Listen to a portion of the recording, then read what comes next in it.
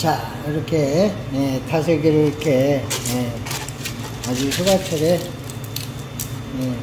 1박 2일 가가지고 계곡에서 이렇게 손수 잡았습니다. 아주 굵직하니 좋죠. 이 다슬기가 간에 아주 좋다고 합니다. 그래서 여름철에 주로 많이들 채취를 해서 된장을 풀어가지고 다슬기국을 많이 끓여 먹죠.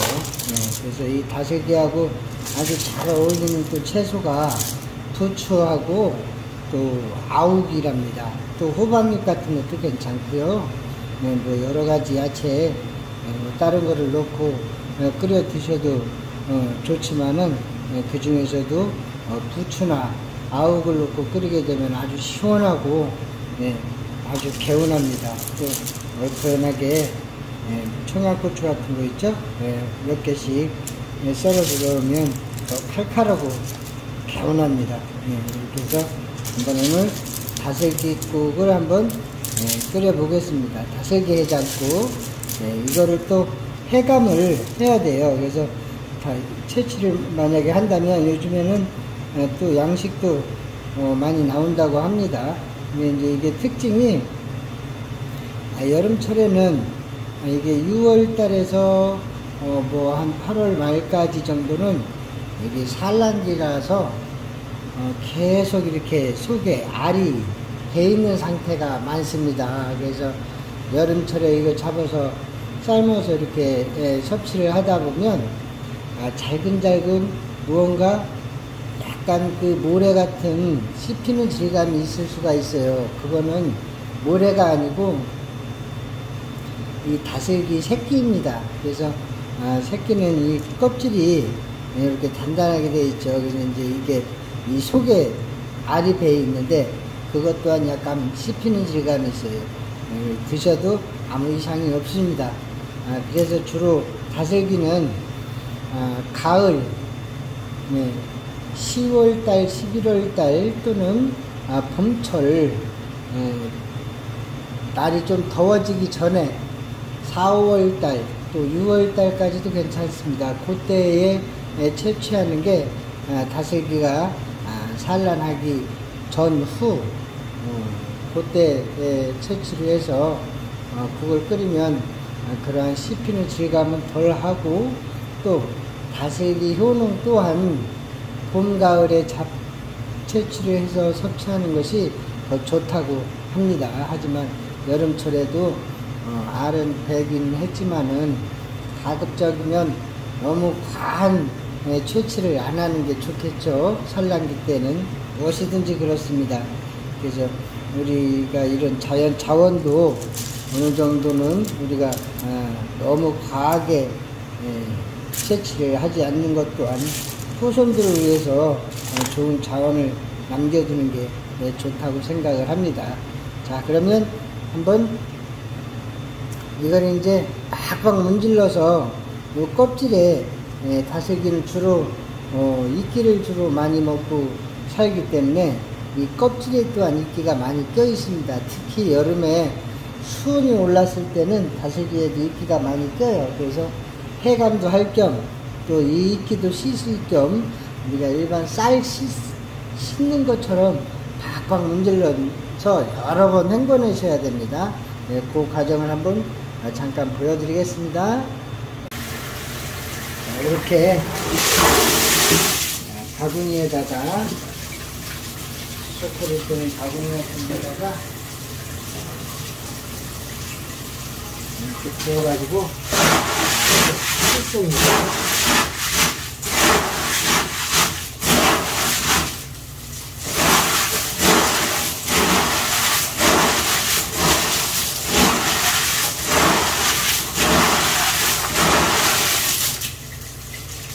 이렇게 팍팍 문질러서 닦아야만이 표피에 있는 이끼가 깨끗이 헹궈 나갑니다. 그래서 문질러듯이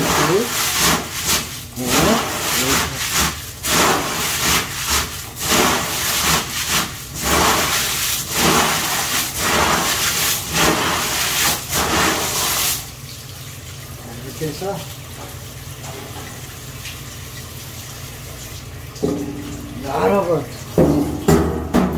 맑은 물이 나올 때까지 여러 번 헹궈주시면 됩니다. 네.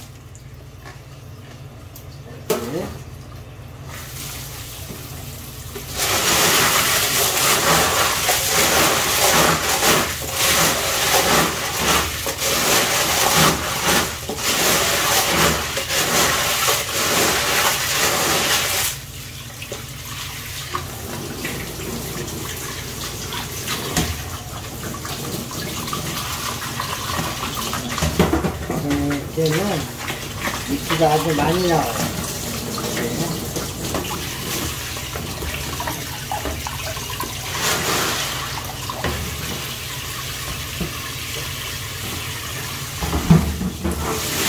보이시죠? 아주 많이 나와요, 이끼가. 이게, 네.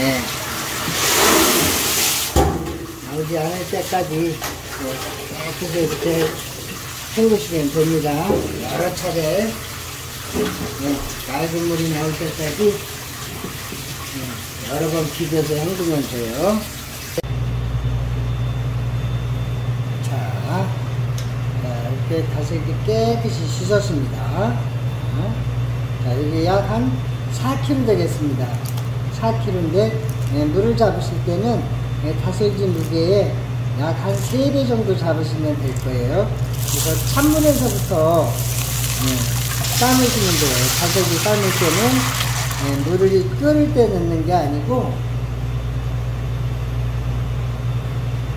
찬물에서부터 다슬기를 삶으시면 돼요. 그래서 잘 까져요. 까질 때.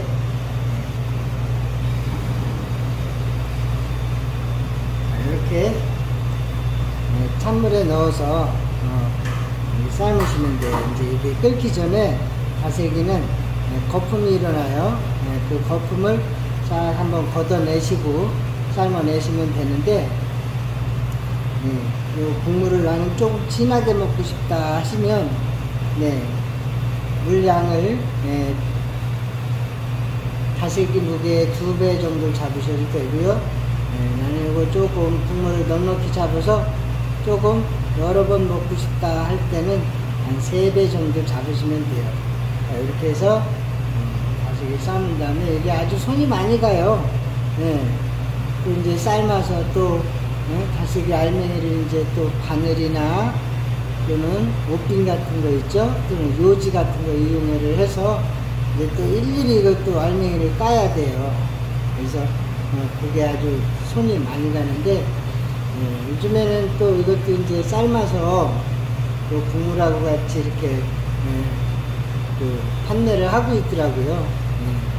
그래서 이게 여러 번 손이 가는 게 귀찮으신 분들은 사서 드셔도 괜찮아요. 삶아서 파는 것 같다가 된장 양념만 해서 이렇게 야채 넣고 끓이기만 하면 돼요. 지금 그렇게 다 나오더라고요. 근데 이제 주의하실 점은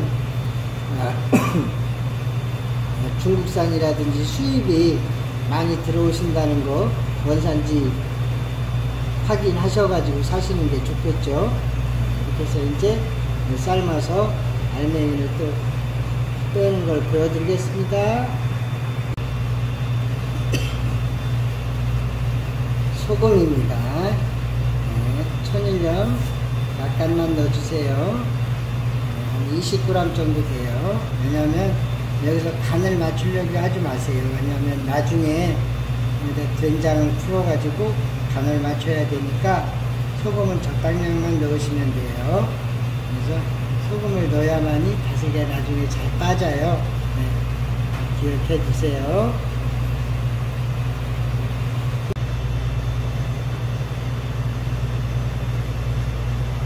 이렇게 끓기 시작하면 약 5분 동안 삶아서 건지시면 됩니다. 그래서 이렇게 끓기 시작할 때 거품이 막 떠올라요. 그럴 때는 불을 중불로 줄이시고 거품을 살짝 젓지 마시고 살살 이렇게 걷어내시면 됩니다. 그래서 센 불로 계속 끓이시게 되면 자칫하면 넘칠 수가 있어요. 그래서 이렇게 끓이시면 마지막에 이렇게 국물이 약간 푸른빛 나게 국물이 우러나요. 그래서 한 5분 동안 삶으셔 가지고 건지신 다음에 이 알갱이는 찬물에 또는 얼음물이 있으면 잠깐 헹구시면 나중에 알맹이 뺄 때 아주 잘 빠져요. 참고하시면 돼요. 자, 이렇게 해서 거품을 다 걷어낸 다음에 5분 동안 삶아내시면 됩니다. 센 불로 절대 계속해서 강한 불로 하면 자칫 넘칠 수가 있으니까 주의해 주시고요. 자, 이렇게 해서 이제 찬물에 한번 헹궈 가지고 다시기 알갱이를 한번 빼보겠습니다. 네, 이렇게 삶아서 이렇게 지금 바구니에 건졌습니다. 자, 이걸 재빨리 찬 얼음물이나 수돗물에 대서 얘를 빨리 식혀주면 나중에 알맹이가 쏙쏙 잘 빠져요. 그래서 이렇게 해주시고요. 자, 요 물은 이렇게 그냥 놔두면 한 10분 정도 놔두면 이 다슬기 삶을 적에 또 다슬기에서 또 그 미처 해감이 덜 된 모래 같은 게 빠져나와요. 그래서 이렇게 가라앉힌 다음에 나중에 다른 용기에다가 다시 물을 살짝 붓고 밑에 찌꺼기는 버리시면 됩니다. 그렇게 해서 이제 국물을 야채를 넣고 다슬기 해장국을 끓이시면 돼요. 자, 이렇게 삶으셔가지고 재빨리 이렇게 찬물을 이렇게 뿌리시든가 아니면 얼음물이 있으시면 얼음물을 용기에 받아 놓으셨다가 이렇게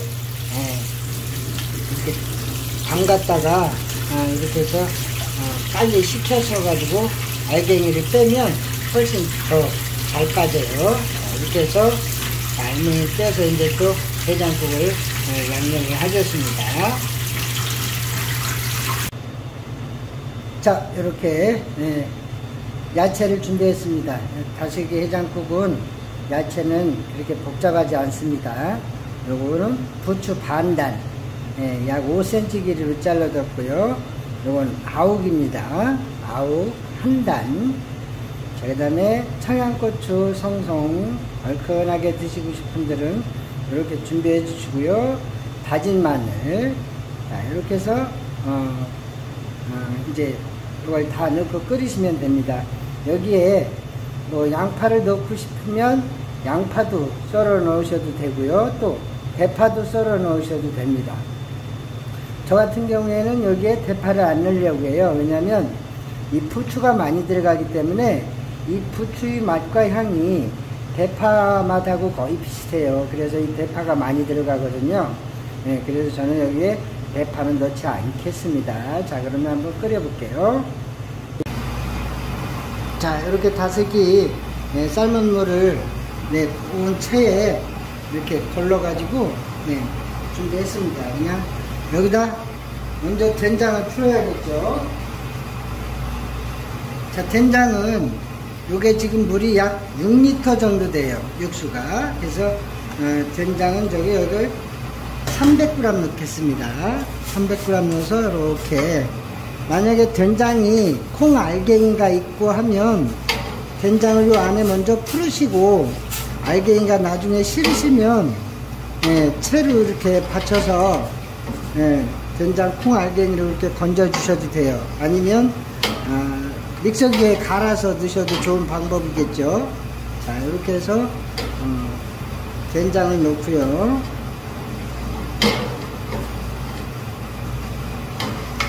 자, 만약에 이게 이제 된장을 넣으시고 나중에 지금 싱거우면 저 같은 경우에는 여기에다가 뒷간을 소금으로 간을 맞출 거예요. 만약에 나는 된장을 좀 진하게 해서 먹고 싶어 하면 된장 자체로만 간을 맞추셔도 됩니다. 자, 이렇게 해서 넣고요. 자, 이때는 뭐 육수가 끓을 때 넣느냐 뭐 어떠느냐 하지 마시고 그냥 야채 바로 그냥 다 넣으시면 돼요. 그리고 있는 그대로 그냥 끓이시면 돼요.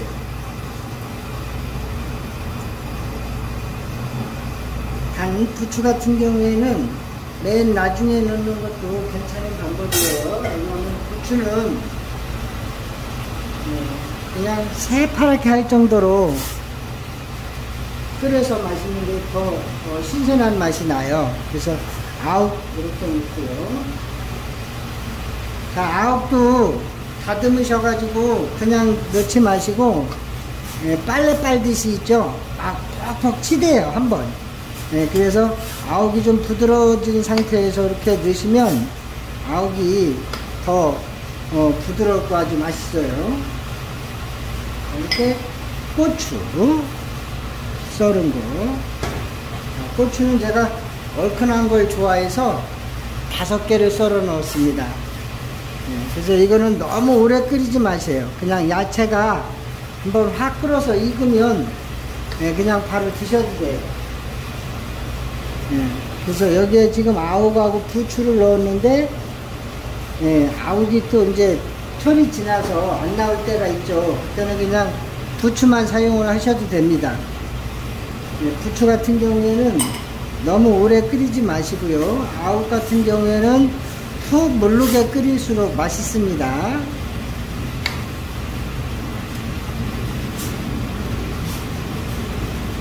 그래서 한번 푹 끓이고 나서 간을 보도록 하겠습니다.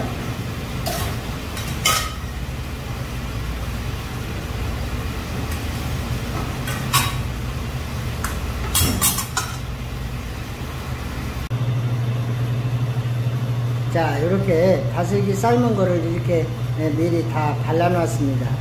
요게 다슬기 2kg에서 발라낸 거예요. 얼마 안 되죠? 한 300g 정도 됩니다.